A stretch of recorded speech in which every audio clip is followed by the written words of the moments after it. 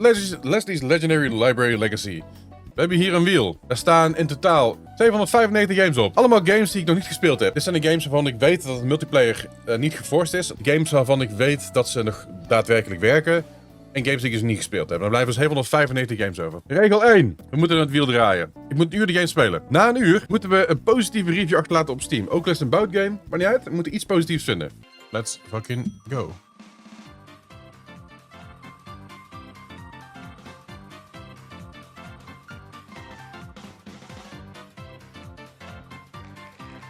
Vampire the Masquerade Shadows of New York. Let's go.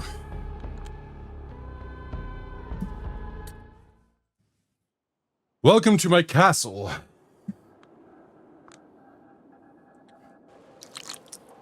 Oh, mijn notes ervoor. Hallo?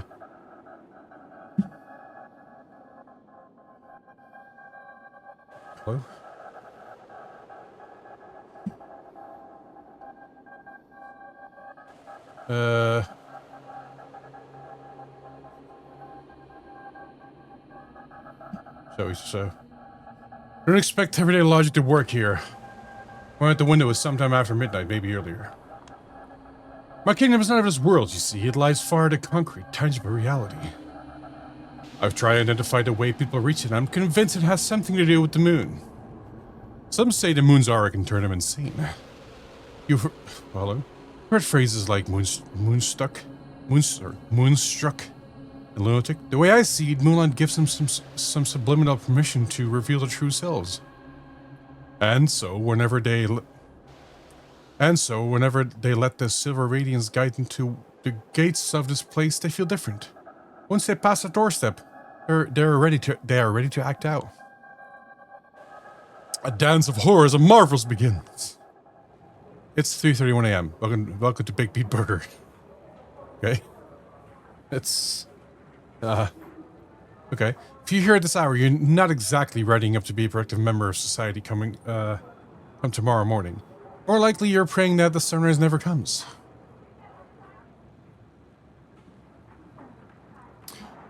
Insatiable children of the night gather round, hoping to bask in afterglow of tonight's victories and wind after a frustrating series of failures, or simply fight to keep themselves together. Meanwhile, I'm just sitting here greedily reveling in every interaction they have. They have no idea they're only here for my amusement. To them, I'm just a random girl sitting in a corner. This is my domain. I've been coming here for almost every night for years. I know where to sit, where to look, and where to eavesdrop for maximum amusement. Sorry. I'm basically a voyeur and unashamed to admit it. It gave me insight about the human condition, and I'd never otherwise have gathered. More importantly, a necessary skill set to make ends meet as a journalist. Writing my crappy out loud, patiently waiting for the legion of negative voices in my head to get too tired to offer useless feedback. I keep my senses peeled to pick up stories around me. Of course, not regular events like food fights and nothing to write home about, aside from my unfortunate tendency to become collateral damage in somebody else's battles. Up to this day, I had to wash my clothes because of Coke, Diet Coke, hot coffee, apple pie. Vindication! Benny! Thank you over the Prime sub. Thank you over the Jeff Bezos money. Thanks, buddy. Appreciate it. Thanks. Leave it. And some sort of improvised honey mustard bomb, and every stain tells a different story. Grind them. Hell yeah. Thanks, Benny. Appreciate it very much. Sometimes this hobby is exhausting, sometimes it's disturbing, sometimes it's dangerous, although not as risky as back when I wasn't carrying pepper spray. Still, the sights I've taken in over the years have absolutely made it worth it. So many stories, I don't know where to begin. Benny is goed bezig, oh, Benny is goed bezig, oh. Het is denk ik mijn probleem dat ik meteen weet wat Boede bedoelt. Theatrical breakups, impromptu morning parties, unexpected friendships forged in the fires of senseless battle. A lady in a gorgeous Givenchy dress ordering a box of takeout nuggets, paying in cash with her hands completely covered in blood. She was asked if she wants a napkin. She said no. Okay. Two thirsty macho dudes shamelessly going for it in the corner, washed moaning filling the lobby while everyone around valiantly fights to act in usual, maintain an illusion of normalcy. Normalcy? So that's also what I'd be fair. A straight up kung fu fight between a diminutive cachet and some drug bodybuilder going through a psychotic episode trying to break all the windows. Big guy left to join, fully convinced he KO'd himself, while the server's worker was just standing next to him, seemed proud of his victory too. Middle-aged hag getting a heart attack after screaming her lungs out not to let Muslims near her food just because she saw a white girl wearing a hairnet behind the counter. A masked couple robbing the restaurant of 30 hamburgers, forcing the employees took at gunpoint. Police later said was art students reenacting some hipster book they had read. This is life. This is humanity's worst and its best. This is the noise that serves as foundation for my creativity. This is the soma that keeps me going. This is... As pathetic as it may sound, these days, this is the only place where I feel alive. Sometimes I think of myself as a leech, feeding on these people's stories, emotions, personalities, just because I'm not satisfied with mine. At times I think of my psyche as some kind of shitty postmodern construct that's fundamentally incapable of honesty, but only yours for something felt and truthful. Does this even make any sense? Look at the screen of my laptop, 3:47 a.m. At this point, I'm almost somnambulic.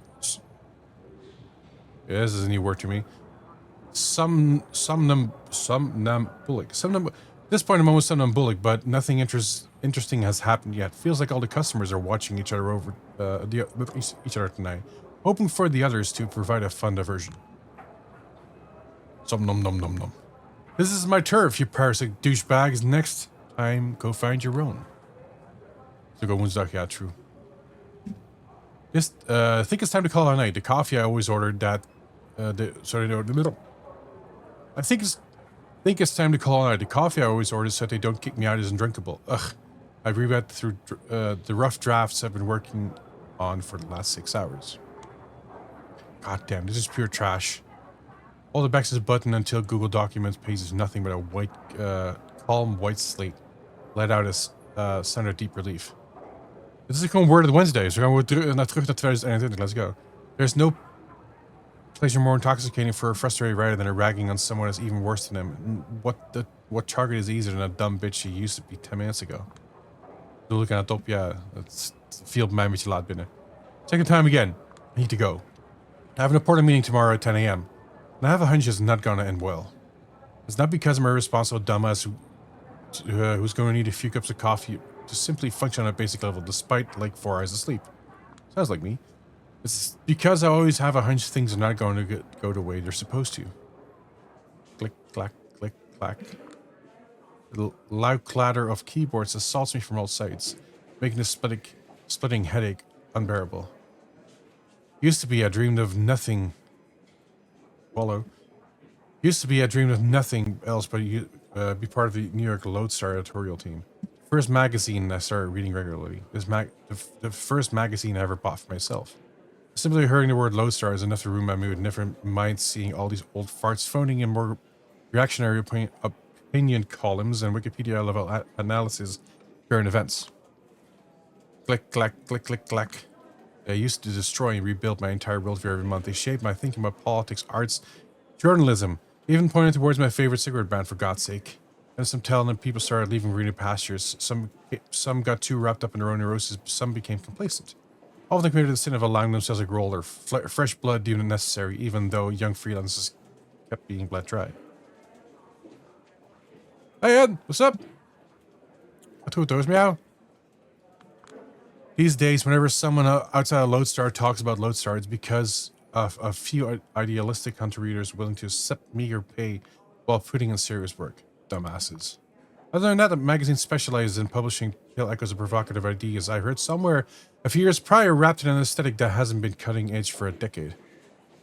Lekker maar rustig en extra. Yeah, no worries. Zoals je er bent. Nowhere the readership is in free fall, even though the ship is sinking. The old guard won't let it down without a fight.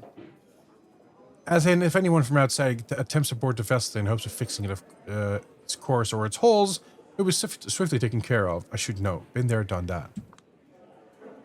As it stands, the only full-time staff member who doesn't make me regularly attempt to cringe my face off with his writing is Lodestar Editor-in-Chief Brian, the man sitting in front of me right now. Of course, he only has time for editorials these days. Drop in a sea of needs, managerial duties hit him hard. Second time that's out a theatrical cough like this. He said his piece. Now it's up for me to react. I'm coming up blank. What do I want you to say, Brian? I'm pissed off. You can't already make, I can't tell if you already made up your mind, but you still want to go through the motions. Just to make me feel listened to. Whatever, let's do this. Oh, okay.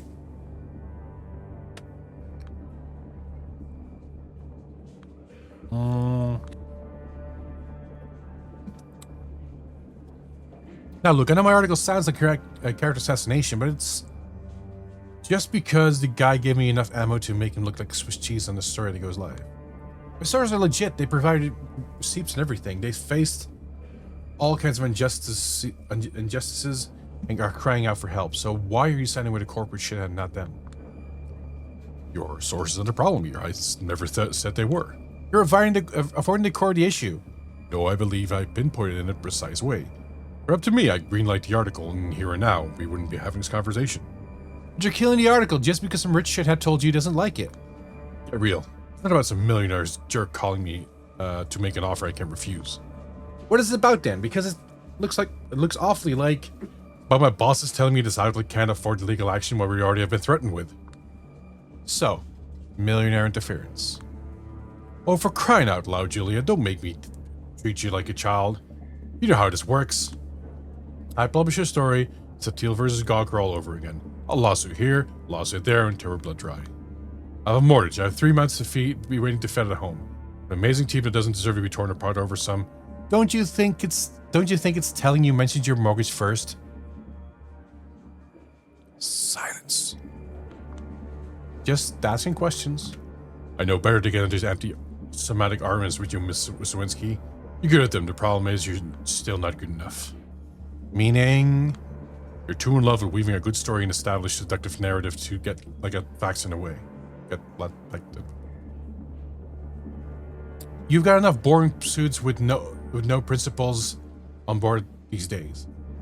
They always give you facts because that's all they can do. I'm using facts as a way to approach some kind of truth. Except facts can blindside you and double spirals enough facts to the water to down your story to the point where it makes no sense to publish it. Subtitle from days when games become books, the Shadows of New York. I mean, it's a visual novel, so it makes sense. Your HR and PR are working overtime to deliver a convincing counter-narrative, and they're doing a great job. We'll mitigate the damage completely, but we'll put everything in question. Gladville, yeah. Jesse Montgomery's a racist, a fraud, a sexual predator, and a downward satanic fuckhead. Julia. Let me say it again. Jesse Montgomery is a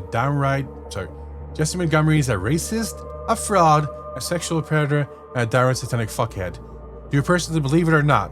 This is not. You've listened to the tapes, you've read the transcripts, you've seen the documents, you've got the files.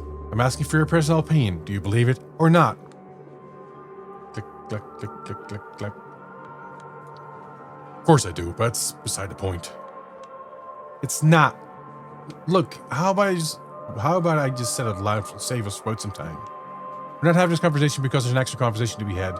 You set up this meeting knowing very damn well there's only one way it's going to end. Got a mortgage and 3 months to feed. You prioritize the well-being of your direct surroundings over some nebulous concept of greater good. I get it. I really do. Yet for some reason, it seems like you're only prolonging this conversation and rationalizing your decision that I've had so that I forgive you? Officially exonerate you? Not the bad guy here, Julia. So what are you then? In your own words. A man who does what is necessary to protect his own. So I don't count as your own anymore? He mutters something under his breath, ending with a self-pitying chuckle. I don't know if you ever want to work in a scumbag like me from now on. Oh, come on, there isn't a pity party. No, I'm absolutely a scumbag. Why is that? Because I'm firing you. The fuck? My thoughts are scrambled. For a brief moment, the state of my bank account displays before my eyes with startling clarity. A pounding void opens in my chest and starts traveling towards my stomach. No, don't panicate, you idiot. Get more information now. There must be a catch. And what about... Let me get this straight. Ever since we met, I've been working on your stories and pieces no one else in your office would touch with a 10-foot pole.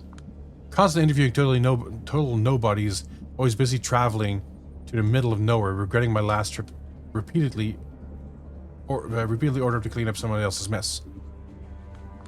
Julia, all your long-winded spiels about disposable work is the most important work, and suddenly you only remember the disposable part? Feelings about the quality of your work remain the same as ever. It was vital. It kept the magazine going. I will always appreciate it. Then why would you threaten to fire me? I would never threaten you. It's a done deal. They've made their decision perfectly clear. They? Who is they? Glances left and right and then points upwards for a short moment. When he speaks up, it's in a hushed voice. You know, the big kahunas. I really questioned them and they want to your head on a silver plate. Does that look me in the eye? You're not joking. I would never joke about stuff like this. It is real. Fucking hell, it's real. Damn it, all to hell. All these years grinding my plans and fucking asshole know better they deserve better, always going down and draining the sewers of fuck. No. Take a few deep breaths, don't lose the plot now, keep it to yourself, you idiot. And when you show weakness, they go for your throat, get back in control. You can't do this. I wish I didn't have to, but it's a lost cause. I mean, it's impossible. Julia, you can't fire somebody who's never been hired in the first place. It takes him a few seconds to put on his I get a face. Let out a troubled gasp and massaging his temples. Loadstar has been my biggest source of income for the last few years. That much is true, but technically nobody's ever hired me here. It was all freelance jobs. Full-time positions only served as a dangling carrot, promised a decent pay grade, career perspectives, maybe even some kind of insurance to save my failing health. Recognition we get for being a part of a Lodestar team. A position everyone around me seemed to respect aside from me. Why did I want it so much?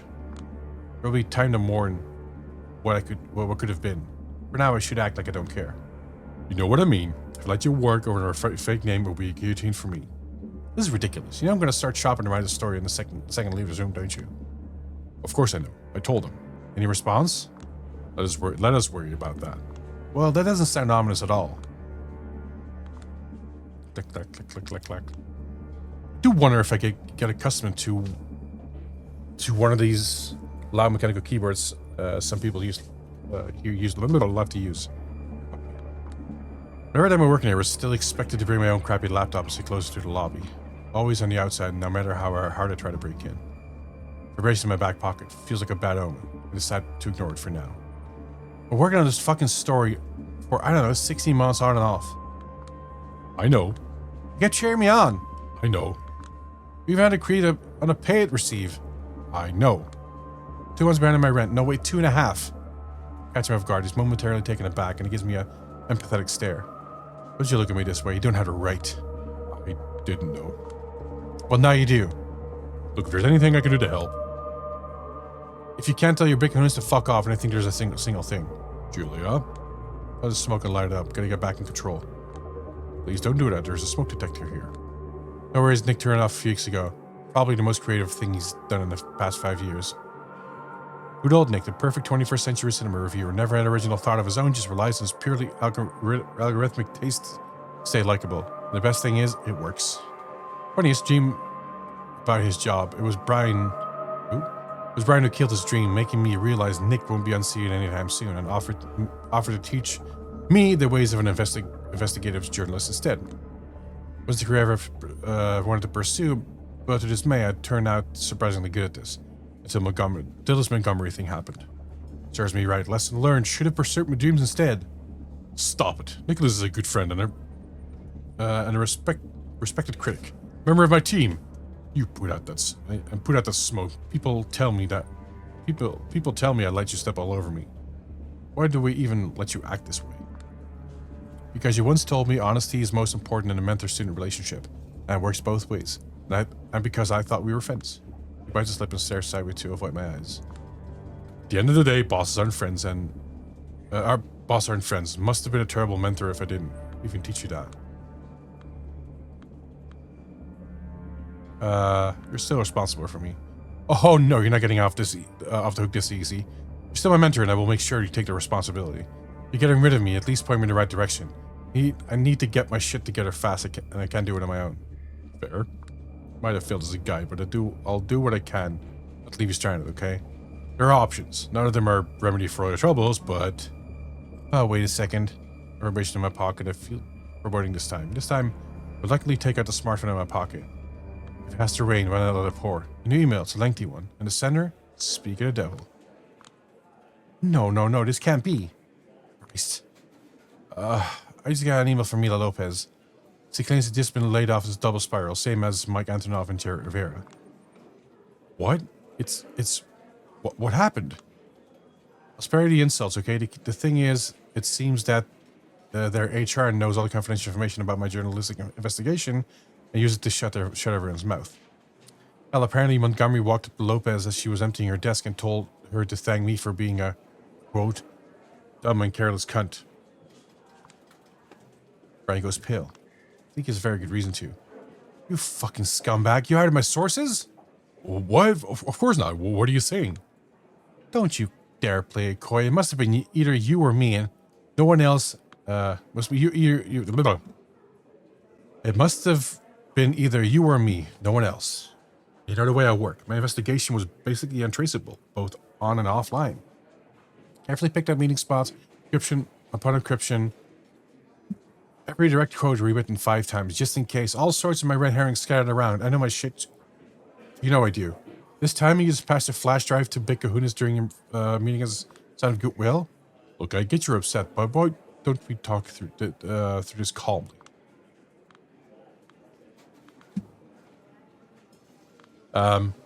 So fuck you, or fuck off.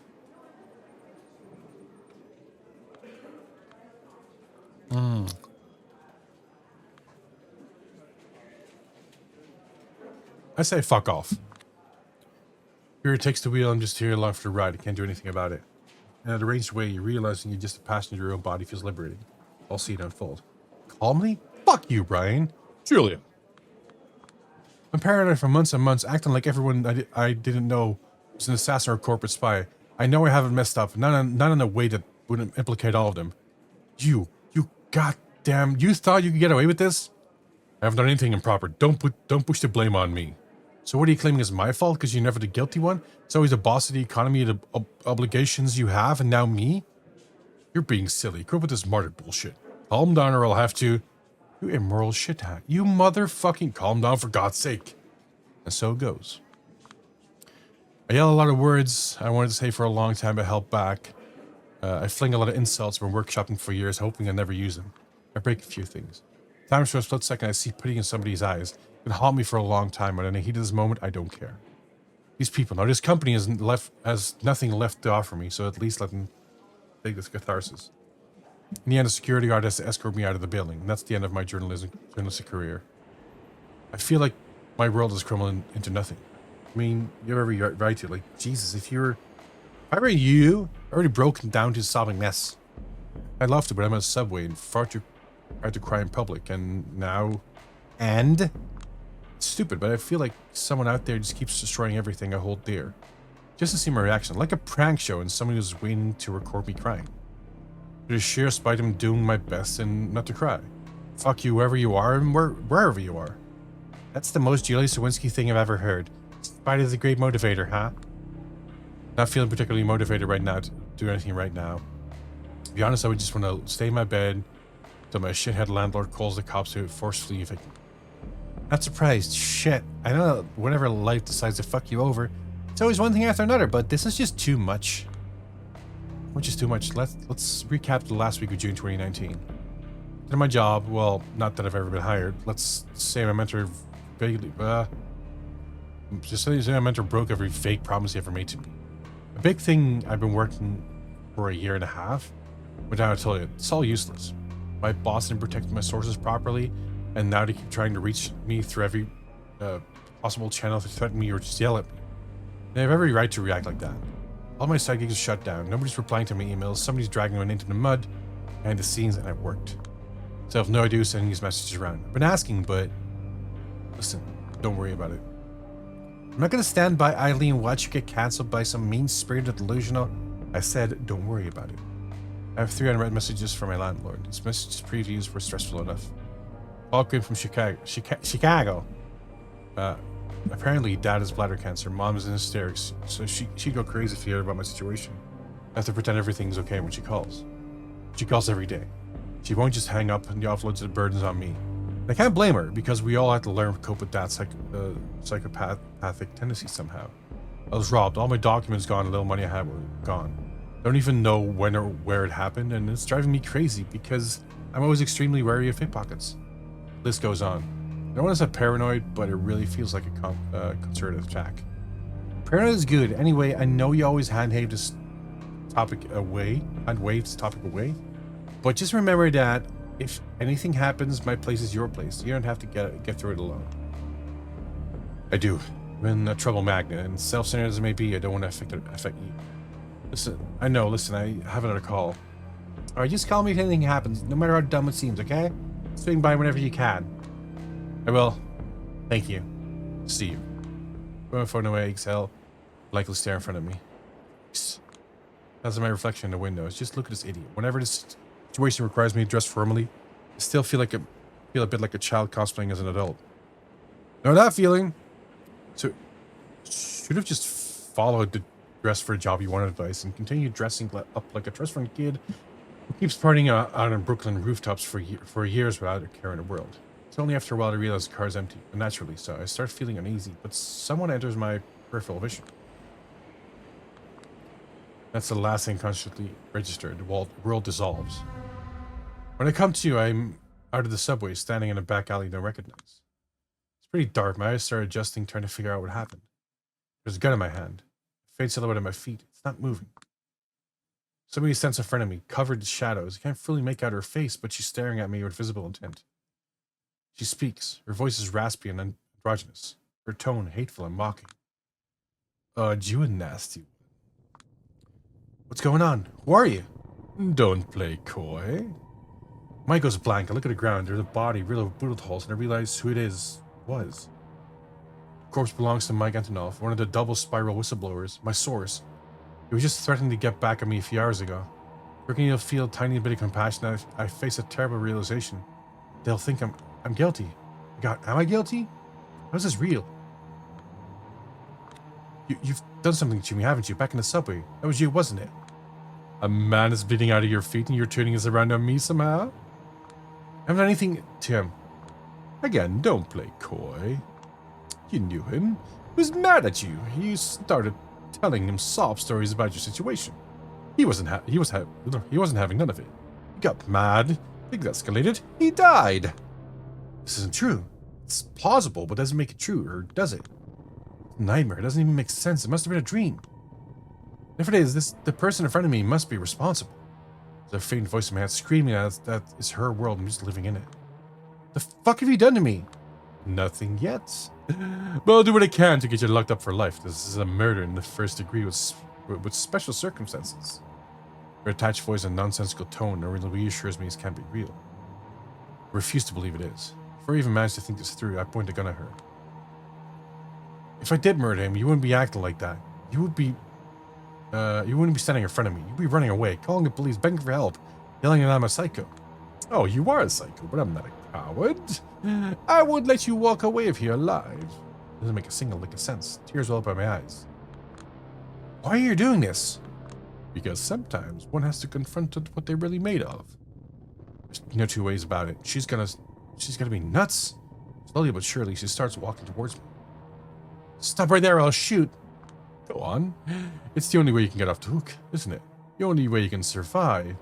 You'll definitely prove you are the monster I claim you are. The fuck is this tone? So controlling, inauthentic, patronizing? I'm serious. For your own sake, you'd better be. She keeps getting closer. You ready to kill Antonoff? Maybe I don't deserve to live. Maybe it's less tiring not to live. Maybe I should just let her take care of me. Maybe I'll just wake up. Maybe it's the same reality needs to be rejected as violently as possible. Maybe our world that wants to destroy me deserves to be destroyed. She's right in front of me. It's now or never. I don't want to shoot because... I don't want to shoot. Won't shoot. Just help me. Please help me. I will. Yanks the gun on my hat with ease. Her strength is horrifying, actually. Turning against me. Then she pulls the trigger. The gaping hole in my heart where used to be, I fall down into Antonoff's body. Any consolation to you, that's... Wait, she just shot me? If that's the way you are, there's no chance you were ever going to amount to anything. I just hasten the event inevitable. You're a low life, not even worth drinking. I'm just angry at myself wasting so much time and resources to give you a second chance. Sierra wanted me back in Chicago as soon as possible, and she have to wait a bit longer. Oh well. I have no idea what she's talking about, but I have no condition to care anymore.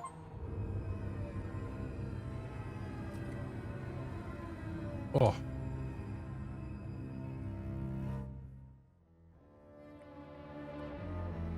Oké.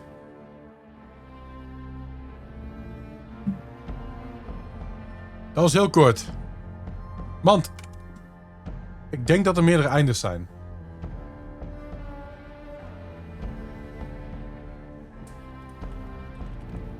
Ik wil even kijken.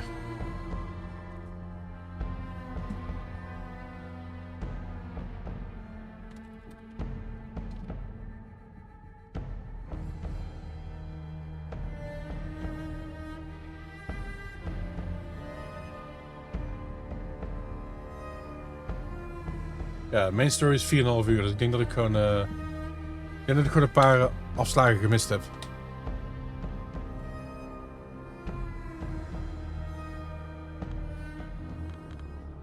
Oké, maar... Oké. Hoop shortcuts genomen, dat kan natuurlijk ook. Oké, ik ga wel even heel snel erheen allemaal, want dit heb ik allemaal al gehad. Even kijken, kan het niet? Oké.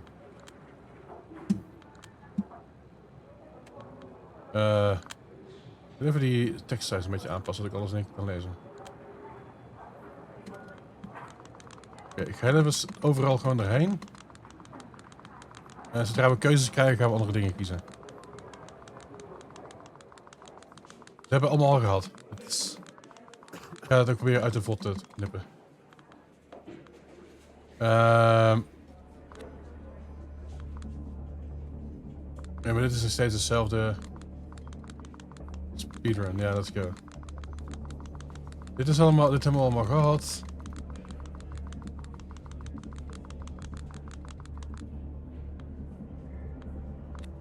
Dan zie je wel een beetje, oké, maar dit is allemaal... Ja, dit is...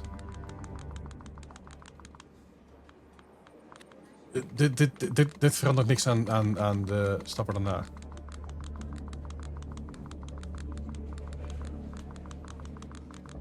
Dus ik moet gewoon terug naar waar ik was. Oké.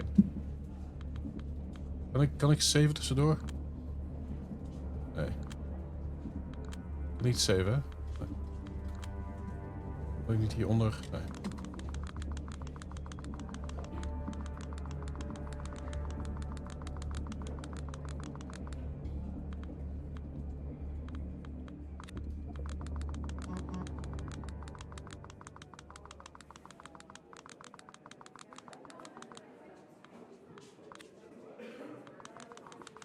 Dus.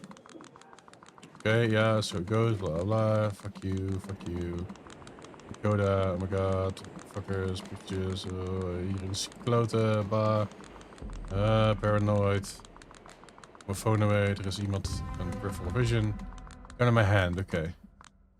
Ik hoor you to play coy.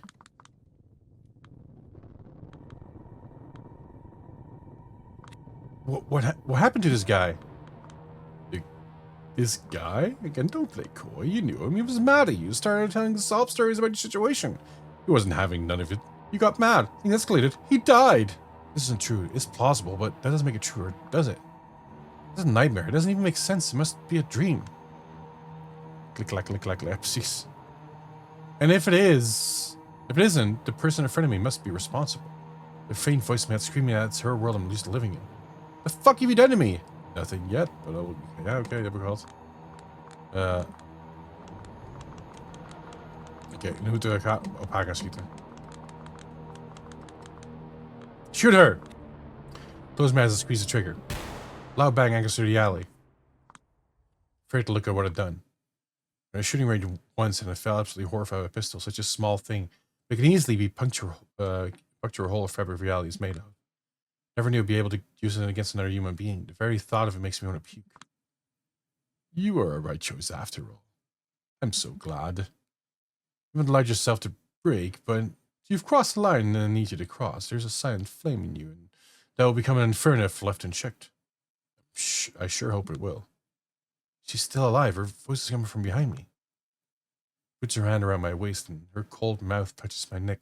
I can feel my shirt getting violently torn off. I don't understand, but I'm too dazed to protest. That was your final test. Congratulations, you've proven yourself worthy. I can feel something sharp sliding into my neck. Again. Not too painful, just startling. I think a doctor pushing a needle into your vein without proper warning. And it hits me. Your bliss. Dopamine receptors I've considered completely fried until now suddenly recover and start bombarding me with pleasure I've never known before. I finally let tears go, come flooding. They've been waiting for years. It's such a relief. Is it raining? I feel like I'm in the middle of a deluge, and at least washing away all of my fears, all of my sorrows, all of my anger, all of my pain, all of my ego. Where's the consent? I think that went out the window as soon as I was holding a gun. I became one with the world, and the woman behind me. It's holding me tight, making me feel like the only important thing in this world. Everything blurs. I feel something intense toward her, something I've never felt before. It's love? I hope it is. This is not you. This is a familiar, cynical voice in the back of my head. It's okay. Never felt particularly fond of me anyway. New York, you're perfect. Oh, please don't change a thing. He who laughs in his shadows always has the last laugh. Was die voor verheerlijken de gestoel moet fucking nice. Hallelujah, praise be. When everything is cliche, nothing is. Isn't that the only distant utopia I've been chasing all along? People in other trains, I hope you're doing fine. Shut up, just enjoy it. Finally understand. She's making love to me. She's giving birth to me. She's burying me. Pretty sure I've been dead for a while. I'm pretty sure I could stare at my own corpse in her hands from a distance. For a moment, somehow. Then I'm alive again. She lifts her mouth from my neck. No, wait. There's blood in my mouth. Was I drinking her blood too? I realize that whatever this was, it's over. I have to bask in the afterglow while I still can. I also immediately understand that I'm going to chase this fleeting feeling for the rest of my existence. Finally, she lets out a whisper which concludes the ceremony. No matter what happens next, don't forget, you're a monster. But you were lucky enough to be born into a world of monsters, so you don't even mourn ever mourn that fact. No achievement. Embrace it.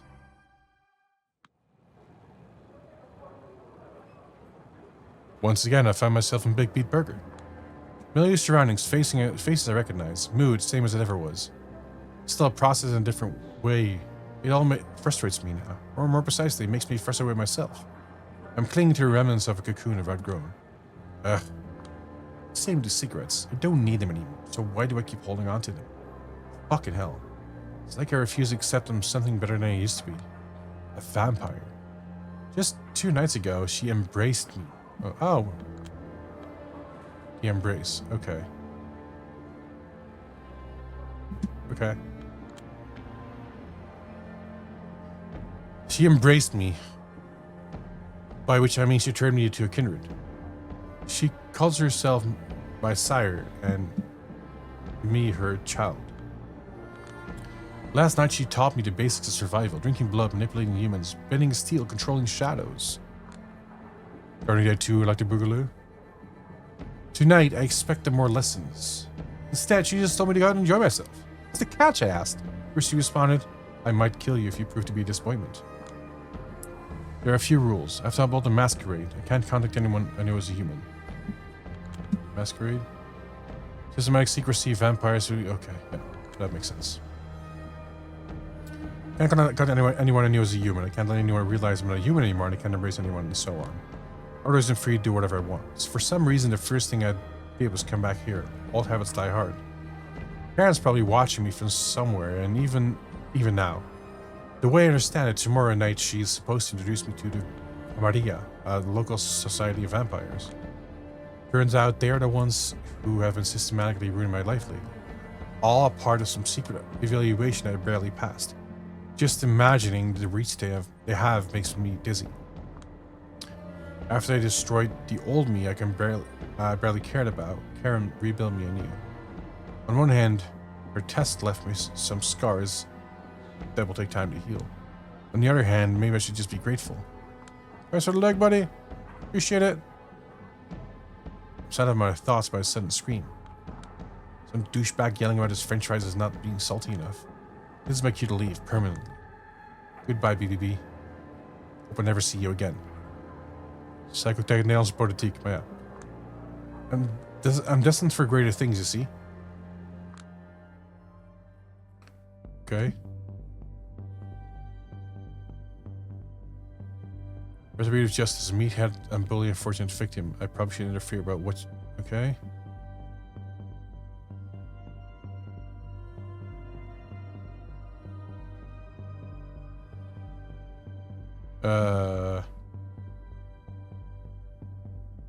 Sure. He lowers his eyes awkwardly, thinking about how to proceed with his rant. So it's like the conversation isn't really smooth, yeah? It's like I keep throwing shit against the wall and seeing what sticks, but nothing seems to stick for too long, you understand, yeah? Uh-huh. Uh-huh. Really, lack of context is killing me about online dating. It's bad enough when a few photos and single sentence are all you have to rely on the conversation, yeah? When a cosmic miracle finally happens, she's actually willing to keep replying to you, and she actually is down to meet up eventually, and you're not either sitting down with her after 9 minutes, you still don't have that shared context, no clue whatsoever. Just take me out and put a bullet in my head and just take me out of my fucking misery. I hear you. One of those, so it's just one of those dates, and it's been like, we're sitting here for ages. The only timing has prolonged interest getting hammered as possible, just one drink after another. The more drunk she is, the more familiar she's getting. These little things, you know, touching my upper arm, her joke, her arm around my shoulder, her jokingly punching my waist. The escalation is subtle but steady. In addition, one recurring topic appears as all the cool shit she has and wishes she to show me. Oh, too bad it's all back in her apartment. That's when it hit me. She just wants to sleep with me. No way. Yeah, well, eventually you both learn about these topics that could potentially be interesting for both of us. And I'm just like, yeah, let's see all the crap in your apartment. We over there, it's admittedly nice apartment, nothing too fancy, but I can tell her dad's kind of ass like to punch in the face if I met him. You know what I mean? So she guides me to the kitchen, makes me some tea, the red Indian blend, forgot what it was 5 minutes later, and she excuses herself, go to the bathroom, and doesn't come back. 10 minutes later, I run out of tweets and become a little concerned. I start looking around. First thing that catches my eye is the kitchen table. Go on. The table is surprisingly large, it's covered in neatly arranged documents, like connected to dots, investigation, board, mafia conspiracy type of thing. Naturally, I take interest. Takes me 20 seconds to process what there is. Her entire mental health history, sorted chronologically, with all the juicy stuff neatly under color. I mean, entire. It's all in there. Detailed descriptions of a fucked up household situation for the years. Anxiety, ADHD, bouts of depression, suspicions, schizophrenia, severe BPD, some psychosexual stuff for their brother. Jesus. Why are you reading that? That's none of your fucking business. Keep reading and reading. And remember what I said about throwing shit against the wall, seeing what sticks? I'm dead certain that's how her shrink went about diagnosing her. Friendly comes out of the bathroom an hour later after she went in. At this point, I'm read out of the shit at the table 3 times. Not just the stuff she's highlighted for my convenience. I feel like right now I understand her better than someone who's read Crime and Punishment understands Raskolnikov. But I'm not happy about that at all. You know what I mean? Uh-huh. She walks over a cheerful hi, and I respond with a slick, all good? She nods, she does a weird finger gun thing and chuckles. And I've been doing my work-related stuff on my phone the whole time. Small talk starts. And then she casually picks up one of the documents on her table, and she starts doing the super obvious body language cues that are like, oh no, how did this get here? Practically dying inside, but I put my cool face and make it look like I'm not here. Sorry, you gotta reply to my boss. Yeah, it's working 24/7, psycho motherfucker. Yeah, ha. Slowly collects all the documents, puts them away, and then nonchalantly asks me about this, something about the Tommy Impala. Something about Tommy Impala. Well, I'm feeling crushed by all the kinds of trauma I've just learned about. Before I start feeling like a coffin, all of a sudden she picks up a kitchen knife, starts playing with it, and starts on a stare. I'm fucking mortified. So what do you think I did? Slept with her? Of course I slept with her. That's how the worst 6 months of my life began, and I couldn't even say that I didn't see it coming. God, I'm such a slut. Leans back and groans while hiding his face behind his palms. Look at his neck. Every vein seems so visible and possibly alluring. I don't think I've ever looked at anyone's neck like that. I feel insanely thirsty. Damn. I know. It sure took a turn. Years ago when his rant began, it was continental philosophy. Wait, sorry, can you say that again? He's pretty drunk, barely able to focus on anything current train of thought. Just what I was hoping for. Years ago when it's... Never mind, listen, it's stuffy here. You want to get out, get some fresh air? You haven't touched your drink. I mean, I would if I could. No more alcohol for me. What? No, this is not mine. Some dude just bought it for me. I don't want it. This guy's room with Esther looking for the guy. Not realizing his best chance of finding him is in the mirror. Then he drinks like half of my glass while looking around. As if he was hoping to prove his dominance over an unseen enemy. Okay, after you. Walking across a mostly empty street. He's focused, keeping upright and walking in a straight line. I'm focused on finding a spot where we can drink up. You seem like bad news. Oh yeah? So why'd you leave me alone? Determinism, I guess. Roll my eyes and that's when I notice a deep, unlit stairwell. I look and realize there's no one around. This is my chance. I immediately yank him downstairs. It's almost pitch black and I can see his face. He doesn't seem shocked, more like awkwardness. Now listen, it's not like I ever want to do this thing in public, quite the opposite. It's that I need a certain degree of comfort to perform at optimal levels. Okay, shut up. I sink my fangs into his neck as he whimpers and becomes silent. Finally, that's what I've been waiting for the past hour. Relaxes in my arms, I relax with him. It's like all the drinks I denied myself until now are hitting my head all at once. With no unpleasant side effects. I feel radiant. I don't want this moment to end, but it has to. I drop his body to the ground, like the wound closed. Just as he taught me, his pulse is faint but steady. He reeks of booze. If anyone finds him, there will be no suspicions. So I walk the stairwell, I insert a finger in my mouth and try to sense my fangs. No doubt, it seems that they're really retractable. Well, that's handy. The hunger pangs are gone. I rub my hands around my body. I feel comfortable, hopeful, happy. I remember the last time I enjoyed life like this. Let's keep this party going. Alright.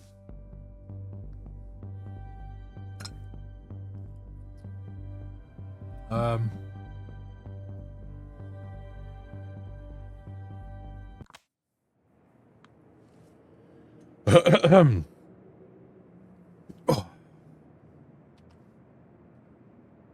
Two men are facing each other in a dark back alley. One of them stands with his back against the wall, his chest heavy as he's struggling to catch his breath.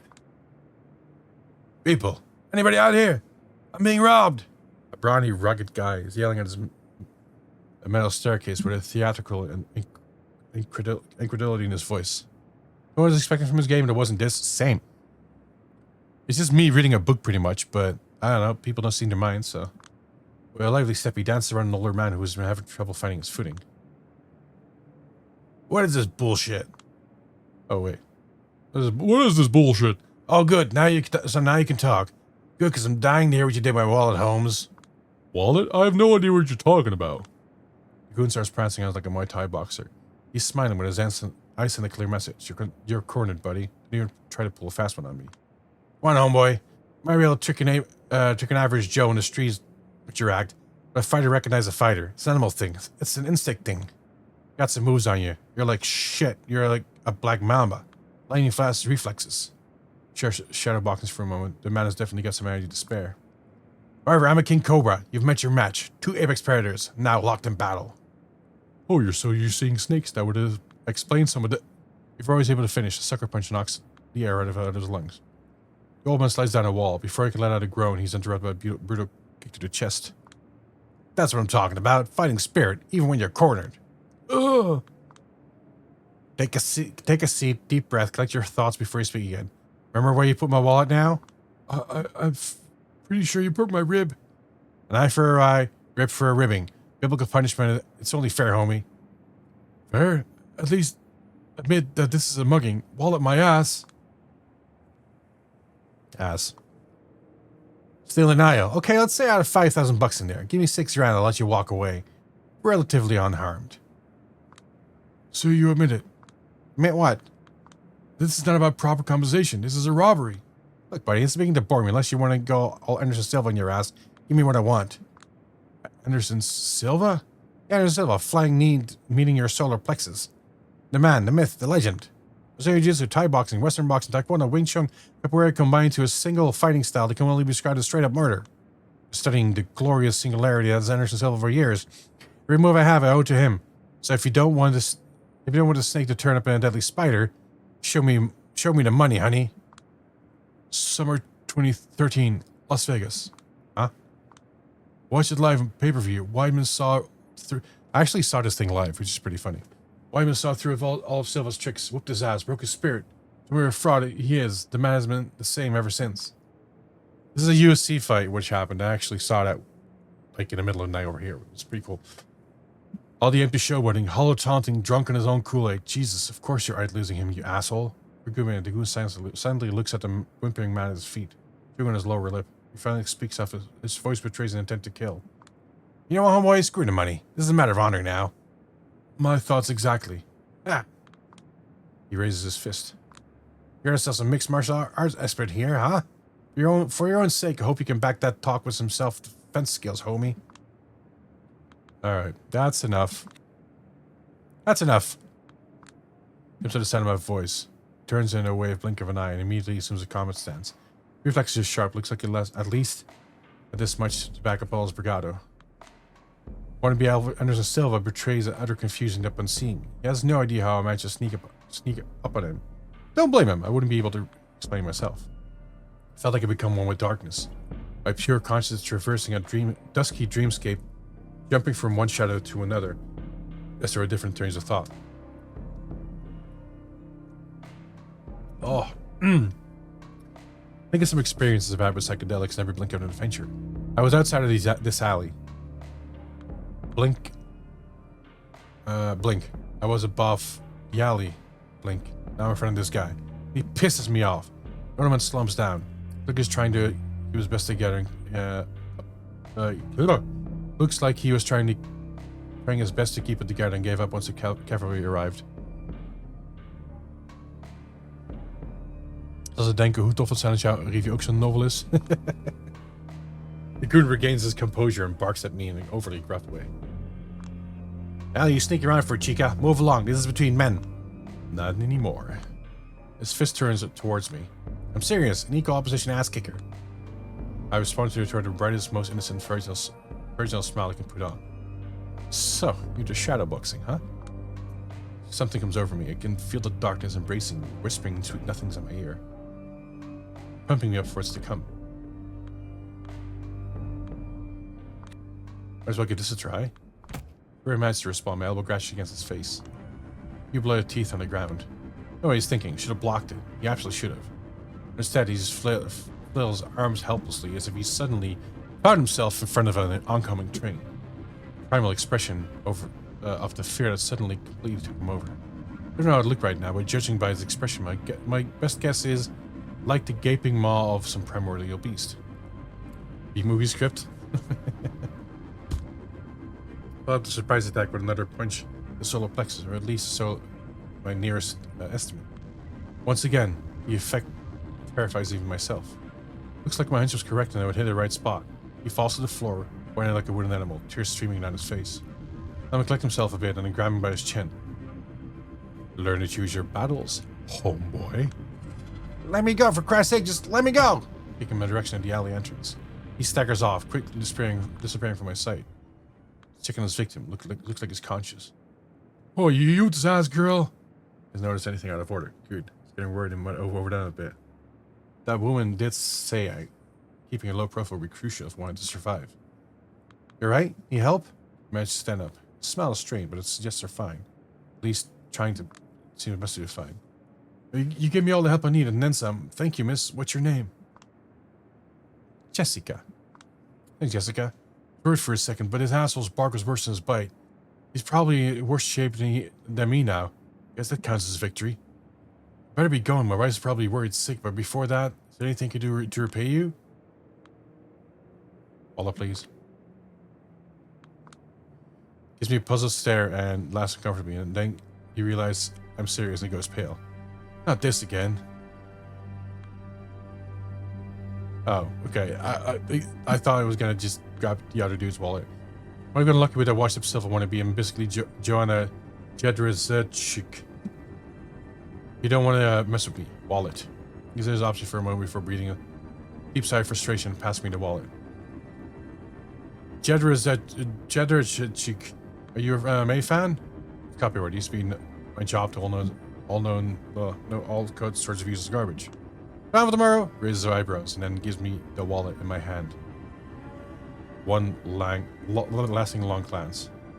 Don't even think about it, Black Mom, unless you want your friends to hear about a scrawny copywriter girl kicking your ass. Okay, I wish you knew. Well, unconvincing threat. I want to crack up with the tone of my own voice. It's a complete botched delivery. Still somehow it works. The man makes a quick exit. Well, this limp lets him. Pick it at a wallet. $5,500. Wow. Who the fuck carries that much money on him? I guess it wasn't obtained legally, and I hope it's the real deal. Not marked bills or whatever. These my rent has been taken care of. Jesus. Future's looking bright.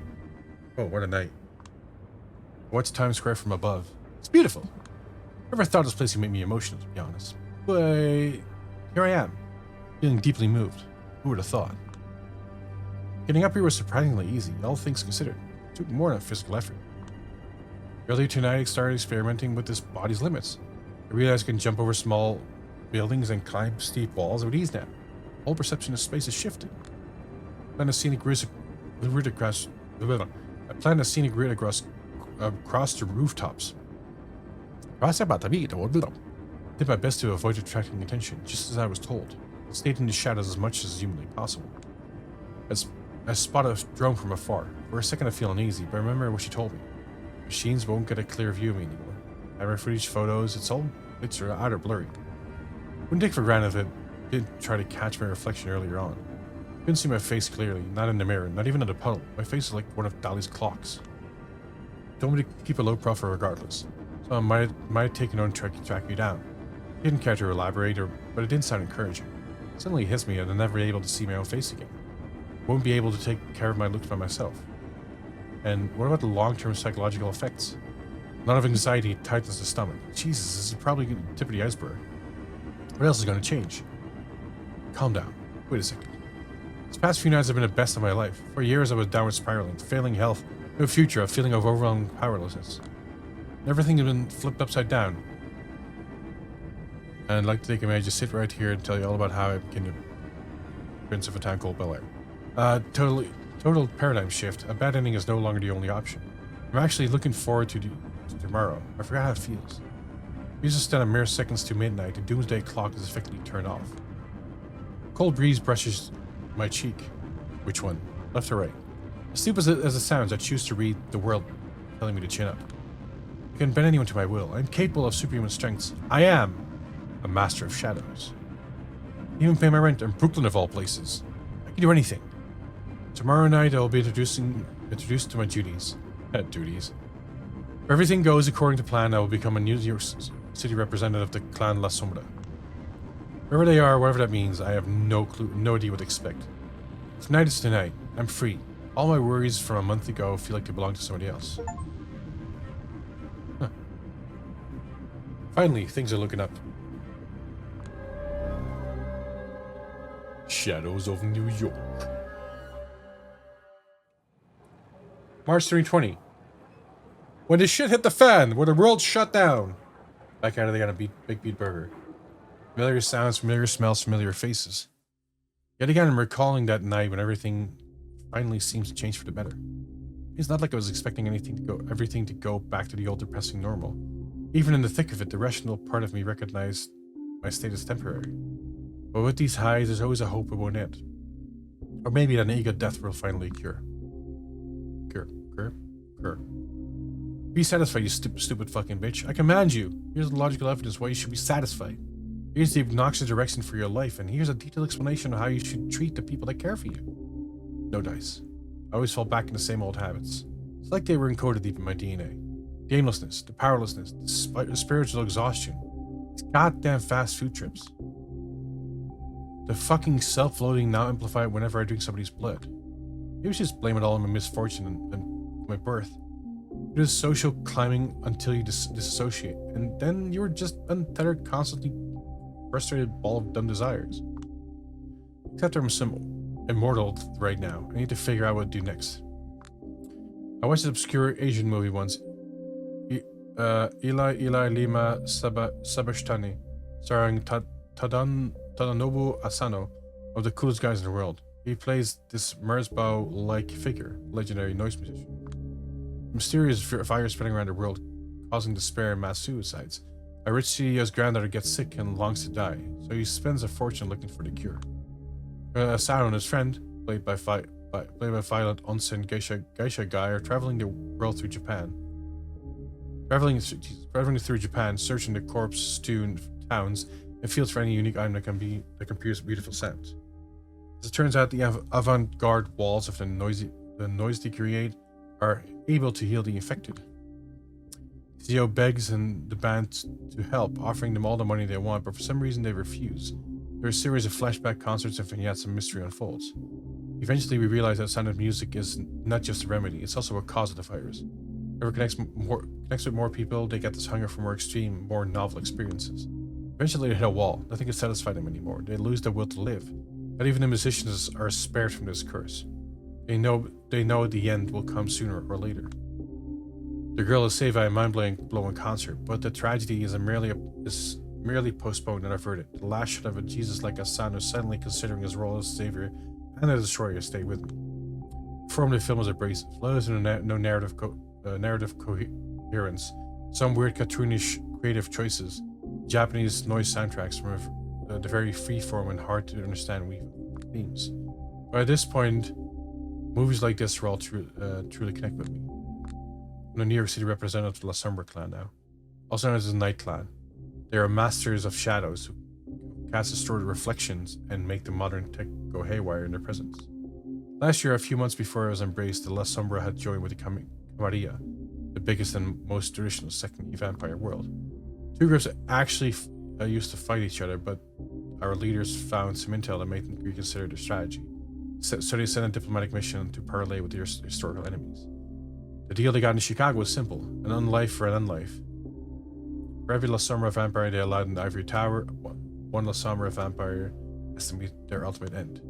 Still remember the name of the woman who met her final death so I could begin my unlife. Her name was Hester Reed, a sworn enemy of the Camarilla, a guerrilla fighter who spent decades opposing them.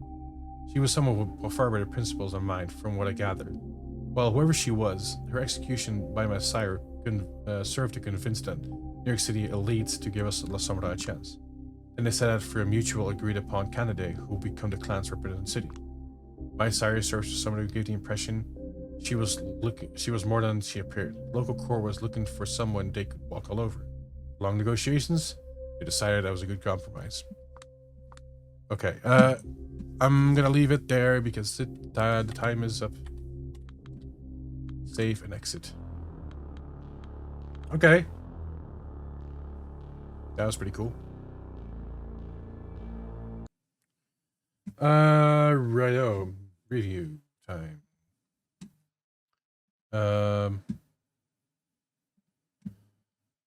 Okay. Whew. Right. Review time. Review time.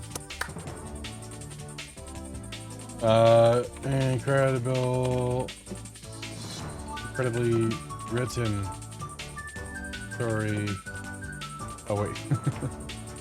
Once upon a time. Once upon a time in a place called New York City, I decided to play this game after spinning the wheel. This game led me to talk to my chat for an hour whilst I voice acted all of the roles. I decided to step out of the shadow. Anyway, great storytelling.